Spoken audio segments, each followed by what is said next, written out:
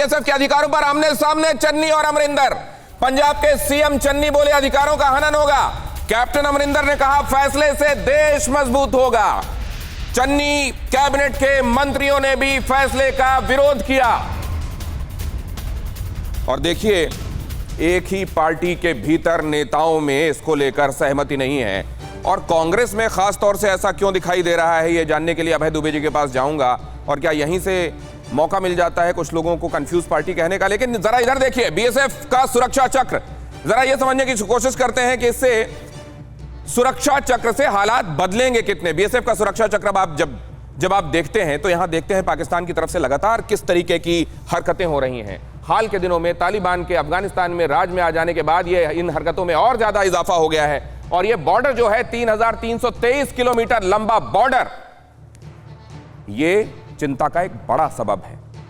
और पहले पंजाब में क्या होता था, पंजाब में पहले अमृतसर से 15 किलोमीटर पीछे तक, ये यहां पर जो आप देख रहे हैं, पहले ये 15 किलोमीटर पीछे तक यहां बीएसएफ के लोग जा सकते थे, पेट्रोलिंग हो सकती थी और उसके तहत वो जब्ती कर सकते थे, गिरफ्तारी कर सकते थे, तलाशी कर सकते थे।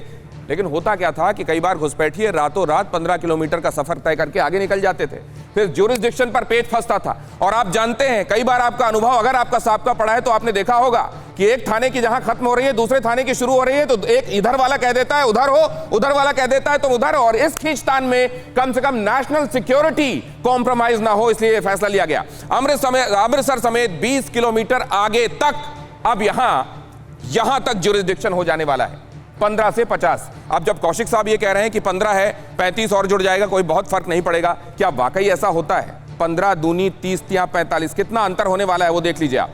बांग्लादेश में अब जरा आप आ जाइए। बांग्लादेश के साथ चैलेंजेस कम छोटे नहीं हैं।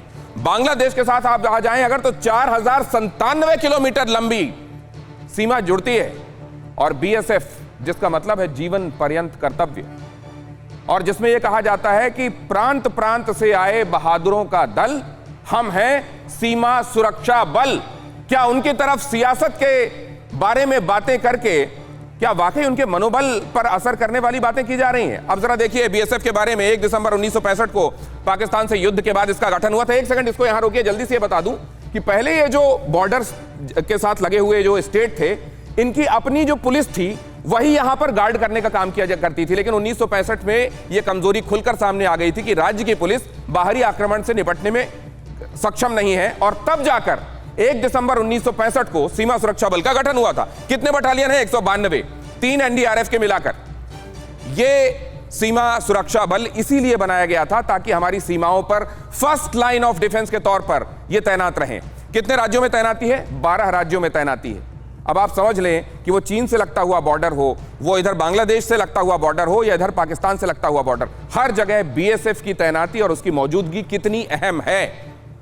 और ऐसे में अगर इनका ज्यूरिसडिक्शन, अभी की सेंसिटिविटी, अभी का मामला देखते हुए अगर इसको आगे बढ़ाया जा रहा है, तो क्या उस पर सियासत होनी चाहिए, या एक्चुअली राज्यों की पुलिस अब पहले के मुकाबले काफी सक्षम है और राज्यों की पुलिस को असक्षम बताते हुए इस तरह का अधिकार दिया जाना एक्चुअली लॉ एंड ऑर्डर के साथ और फेडरल स्ट्रक्चर के साथ खिलवाड़ है?